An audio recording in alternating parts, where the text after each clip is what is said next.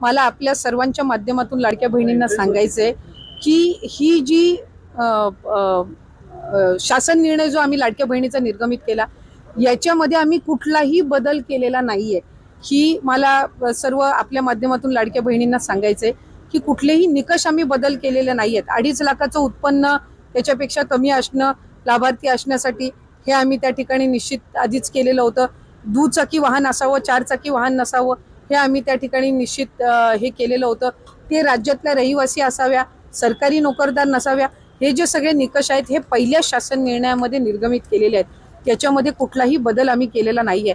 आम्ही ज्या वेळेला पहिलं ऑगस्ट महिन्यामध्ये ज्या वेळेला स्क्रुटिनी चालू केली त्यावेळेला 70-75 हजार अर्ज असे होते की जे पात्र होत नव्हते, जे त्यावेळेला ड्रॉप करण्यात आले होते। सप्टेंबर मध्ये स्क्रुटिनी केली त्यावेळेला तर 1 लाखापेक्षा अधिक असे अर्ज होते की जे पात्र होत नव्हते। त्याच्यानंतर ऑक्टोबर महिन्यामध्ये सुद्धा त्या पद्धतीनं होतं। त्यामुळे अशा पद्धतीचं लाभार्थ्यांची संख्या कमी जास्त होणं हे काही अचानक केलेलं आहे अशातला काही भाग नाही। आणि निकषांमध्ये काही तक्रारी ज्या ऑक्टोबर, नोव्हेंबर, डिसेंबर महिन्यामध्ये ज्या प्राप्त झालेल्या आहेत, जे एका ह्याच्यावरून 2-2, 3-3 वेळा लाभ घेत आहेत अकाउंट्समधनं, किंवा ज्यांच्या 4 चाकी वाहनं आहेत पण तरी सुद्धा ते अशा जे काही कंप्लेंट बेस्ड आहेत त्या संदर्भातली चौकशी करून त्यांचा आधीचा कुठलाही लाभ आम्ही त्यांच्या अकाउंटमधून परत घेतलेला नाही। अशा पद्धतीचा कुठला निर्णय झालेला नाही। फक्त क्रॉस व्हेरिफिकेशन मध्ये जे पात्र ठरत नाहीयेत त्यांना त्या महिन्यापासूनचा लाभ हा बंद करण्याच्या दृष्टिकोनातून आम्ही त्या ठिकाणी ही पावलं उचललेली आहेत।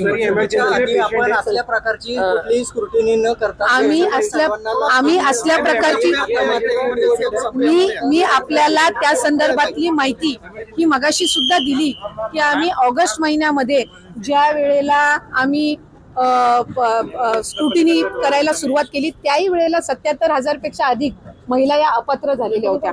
ऑगस्ट महिन्यामध्ये, सप्टेंबर मध्ये केली त्याही वेळेला 1 लाखापेक्षा झाल्या होत्या। ही एक कंटिन्युअस प्रोसेस आहे, ही काही निवडणुकीनंतर चालू केलेली नाही।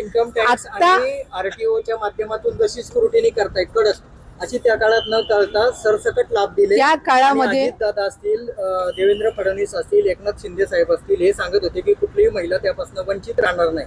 प्रत्यक्षात आता मात्र सरकार स्क्रुटिनी आणि जास्तीत जास्त महिला, मला असं वाटतंय की काही विरोधक आणि काही माध्यम अशा पद्धतीचा अपप्रचार करत आहेत। या आधी सुद्धा 2-2.5 लाखापेक्षा अधिक महिला ज्या निकषामध्ये बसत नव्हत्या त्या अपात्र झालेल्या आहेत, पण त्यावेळेला त्या संदर्भातली दुर्दैवानी माहिती ही त्या ठिकाणी माध्यमांकडून दिली गेली नाही। आता ती योजना यशस्वी झाल्यानंतर या संदर्भातला एक अपप्रचार केला जातोय की आताच ही स्क्रुटिनी चालू केली आहे। ऑक्टोबर मध्ये पण झालेली आहे, डिसेंबर मध्ये पण झालेली आहे।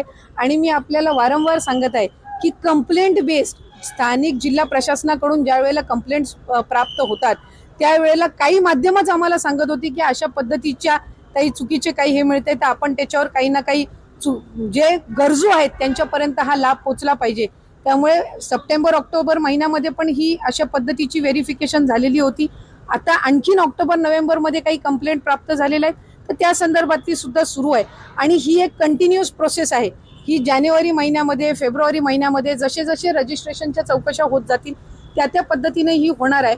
आणि आम्ही कुठल्याही गरजू महिला आणि जी पात्र आहे योजनेसाठी तिला आम्ही कधीही लाभापासून महायुतीचं